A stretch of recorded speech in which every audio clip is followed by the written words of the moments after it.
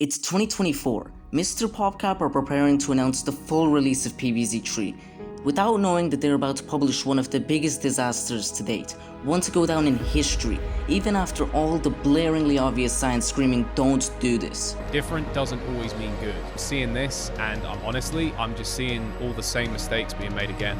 I'm frustrated. But how did we get here? It's 2018, in the warm blue skies of Seattle. In the studio, Mr. PopCap realizes PVZ 3 ain't gonna make itself, so he boots up production. But before he gets his employees working, they need to analyze what made the first two games so successful, and so they did. So after a devastatingly long silence, they decide to get to work, a decision that would prove to bite them later. In July 16th, 2019, hope was in the air. Bruce McLean, executive producer, brings out the news. Now, the only question looming across everyone's heads was, what was this art style? What will the community think of this? This game's cool and all, but why am I all of a sudden having a breakdown on the cold bathroom tile floor thinking about the good old days? Yes. Everyone was repulsed and disgusted by Plants vs. Zombies 3. The style just looks bad. Why is everything three-dimensional? Why can we not use the sunflower? Why is there more loot boxes and more pay-to-win mechanics? If Mr. PopCap thought of a worst-case scenario, this would be it. That hope turned to stress, panic, and disappointment. But it wasn't over. There were still plenty of betas left. So, what was the conclusion? Well, there was none. So naturally, they did what everyone would do in that situation, which was bring out the next beta. So, 6 months later, they brought it out. They have learned a lot from the previous beta, and so they were extra confident with this one. But, did it meet the expectations? Let's find out. Actually, no, let me spoil it for you. Nothing changed and people are repulsed. They do one more beta, but I won't bore you. Nothing new to see here. This is when PopCap realizes that they should get rid of that humor and listen to the community. And so they did. They reworked the entire game to the core. Over the course of a year, they changed the art style, orientation, life system, and general UI for the game.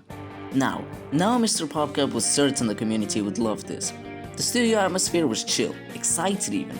So Matt Townsend delivered the news. Don't ask me what happened to Bruce McLean. This would be their big break. Except it wasn't. To the user, all that changed was how it looked and how you hold your phone. The community was like 10% happier. So let's see the overall opinion. Question. What is this supposed to be? I know it seems like a really vague question, but what I'm trying to ask is, what is this game trying to be? Because I have no idea. The length of the levels is also a large concern. They are unbelievably short. Like, you barely get into a level before it's already over. You can't even go back to play any of the levels either. So if there was a level you would like to revisit, too bad. So after another disastrous announcement, they would need to go over to the innovation board and write everything that they should change.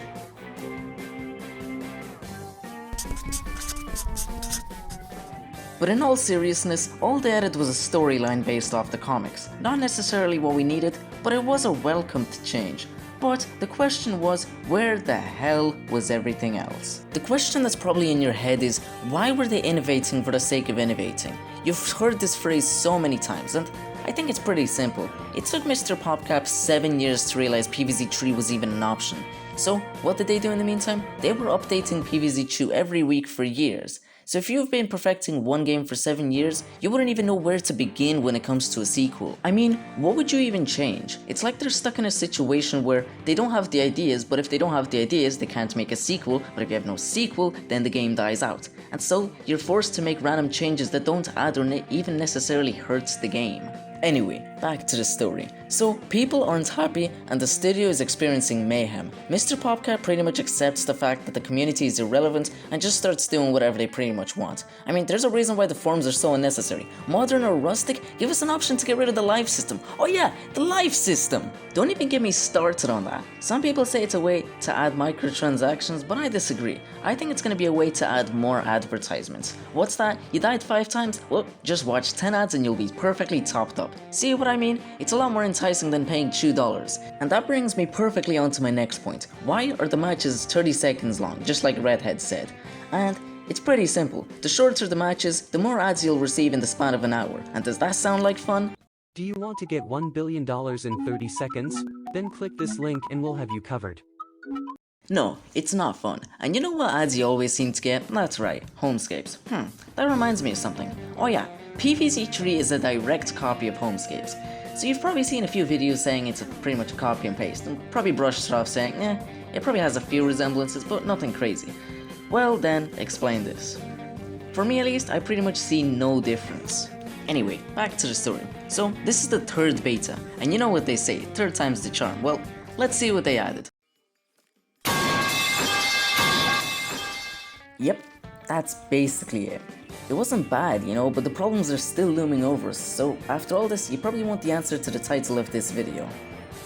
And it involves one of the most important things that creators have noticed, and that is identity crisis. Now hang on, this isn't the same NPC dialogue. Let me explain.